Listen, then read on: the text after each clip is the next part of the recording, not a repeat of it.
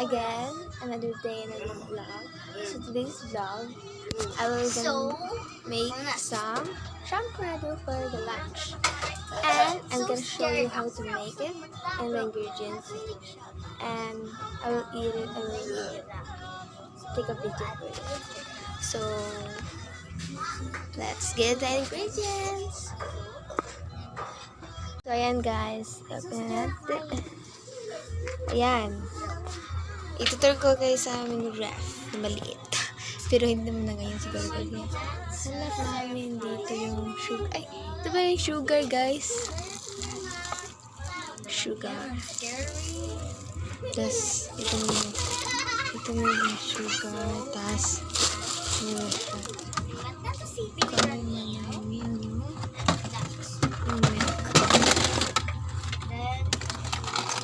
Ito yung mga maligay. Maliyan. Ito yung milk. Ito yung hangin. Ito yun. Tapos ito yun. Ito. Dito na siya. Dito kami yung tabliya guys. Sino yung itaas? Guys, ito yung tabliya namin. Ito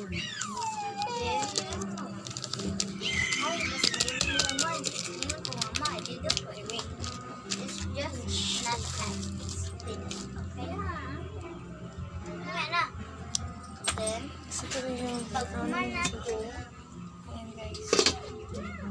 Pula siya. Buwang siya. Bye-bye! Sa inyo yung mga ingredients. Kaya, hintayin mo natin yung maluto yung rice. Hindi ko nabili yung rice at yung pagsain ko ng kanin kasi nagbabilang kasi ulan kasi hindi ko nila nakita. Ulan na naman siya kaya ito yung video ko yung kung ko mga ingredients. Pero yung ingredients natin guys is ano lang siya parang 5 lang ay 6 tabliya ay kanin, tubig, tabliya, sukal, condensed milk. So parang 5 yung yata ito guys. Ay, hindi pala 6 ingredients. O diba, tama ako.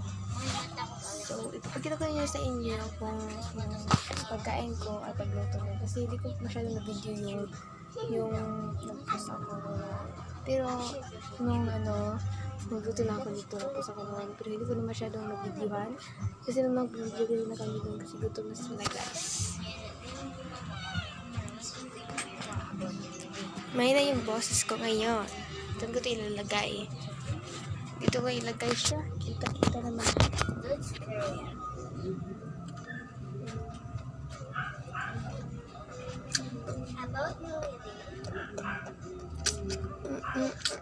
Hintay mo na tayo mga mabukal siya. Kaya, babu!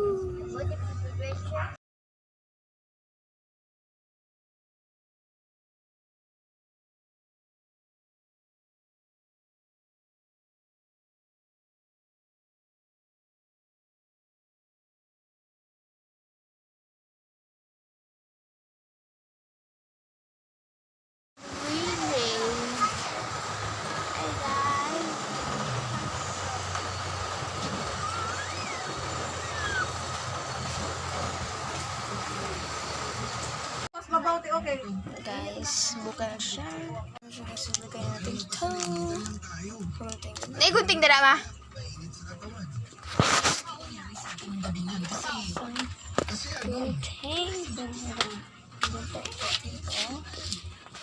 Paano ko ito mag-cutting?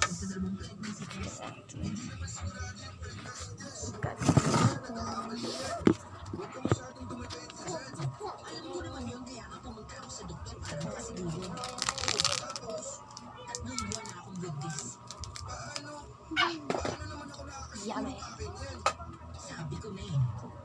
Ito. Yan.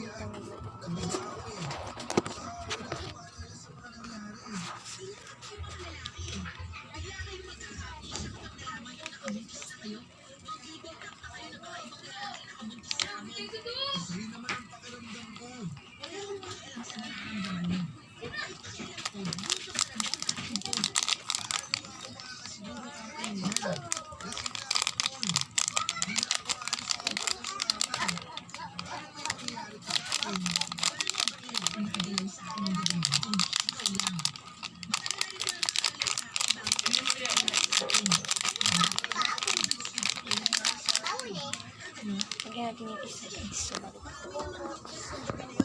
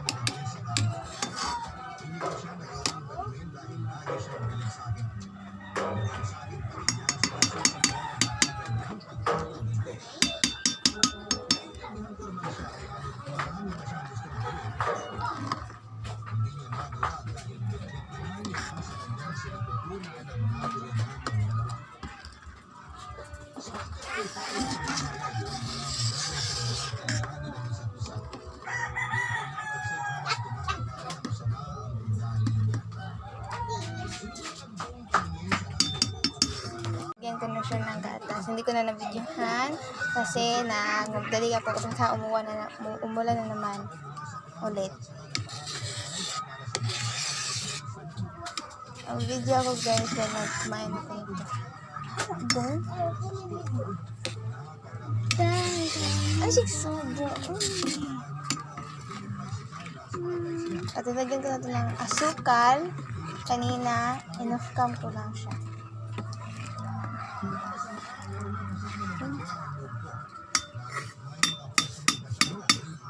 Saglit lang guys.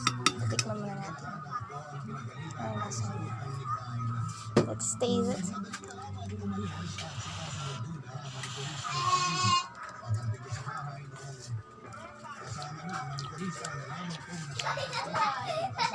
Yan guys, luto na. Maghukat ako, mag-spray ng plate. Jingle bell, jingle bell. Another morning, another go.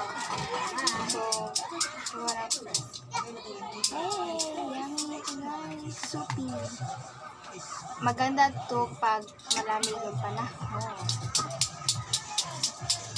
Dami na.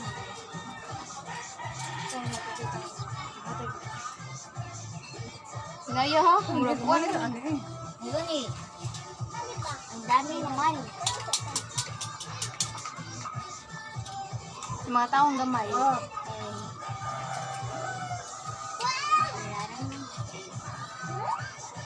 Init ha.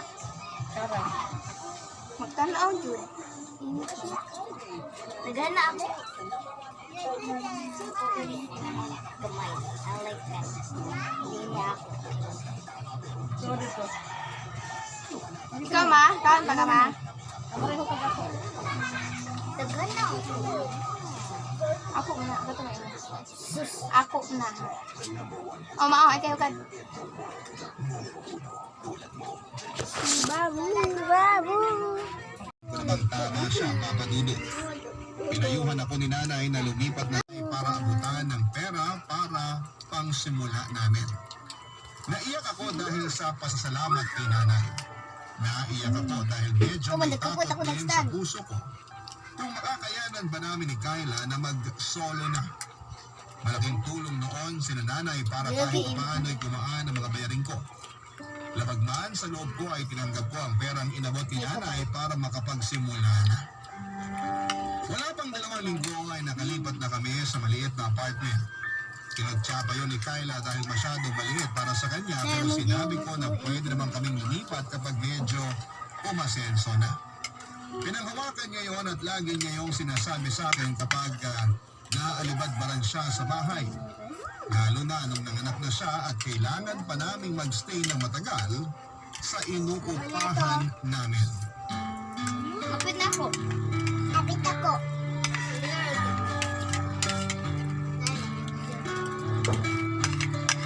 Kapit na yung ako kapag Hindi ko na siguro ko. ako sa bangga. Kahit itodo mong electric pa na yan, wala pa rin magagawa yan. Summer kasi, tis-tis na lang muna. Hindi dahil sa panahon kaya mainit eh. Dahil dito sa lit ng inuupahan natin. Liit pa ng mga bintana. Buksan na lang natin. Kaya bakit naman sa labas? Gusto mo bang pumasok dito yung amoy? Kasi naman mainitan kayo ni baby. Hindi kasi yan ang solusyon na kailangan ko. Gusto ko lumipat na tayo. Nakakontrata tayo nito ng 1 taon. Hindi tumakas tayo. Unti-unti magbabas tayo ng mga gamit. Wala naman tayong ibang pupuntahan. Ang hirap kaya maghanap ng apartment ngayon. Wala akong pakialam. Gumawa ka ng paraan. Kasi hindi ito ang pinangarap kong buhay. Kahit ako rin naman ah. So kasalanan ko? Tandaan mo, ikaw ang nakabuntis sa akin. Alam ko